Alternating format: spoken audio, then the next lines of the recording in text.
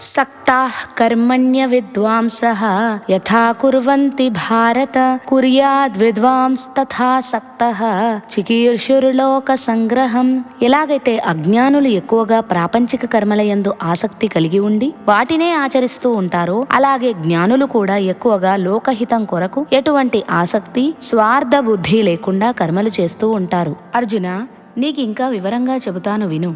ఏమీ తెలియని అజ్ఞానులు కేవలం తమ కోరికలు తీరడానికి ఫలితాలను ఆశించి ఏ విధంగా కర్మలు చేస్తూ ఉంటారో, అలాగే జ్ఞానులు కూడా తమకు ఏ కర్మ చేయవలసిన అవసరం లేకపోయినప్పటికీ లోక కళ్యాణం కోసం, లోకంలో ఉన్న జనులు మంచి మార్గంలో నడవడం కోసం, పరోపకారం కోసం కర్మలు చేస్తూ ఉంటారు. ఎటువంటి కోరికలు కోరకుండా, ఫలితం ఆశించకుండా, ఇతరుల బాగు కోసం, సమాజ శ్రేయస్సు కోసం కర్మలు చేస్తూ ఉంటాడు. నబుద్ధి భేదం జనయేత్ అజ్ఞానాం కర్మ సంగినాం జోషయేత్ సర్వకర్మాణి విద్వాన్యుక్త సమాచరన్. ఈ లోకంలో ఎంతో మంది ఆత్మజ్ఞానం కలిగిన వారు ఉన్నారు. ఏమీ తెలియని అజ్ఞానులు ఉన్నారు. అజ్ఞానులు కామ్య కర్మలను ఆసక్తితో చేస్తూ ఉంటారు. వివిధ రూపాలతో, నామాలతో దేవుళ్లను పూజిస్తూ ఉంటారు. అటువంటి వారిని చూసి జ్ఞానులు వారు సక్రమ మార్గంలో లేరని చెప్పకూడదు. అలా చేస్తే వారు చేసే కర్మలను కూడా చేయకుండా సోమరులుగా మారిపోతారు. జ్ఞానులైన వాళ్ళు ముందు తాము చేసి అజ్ఞానులకు చూపించి వారికి నచ్చజెప్పి వారితో నిష్కామ కర్మలను చేయించాలి.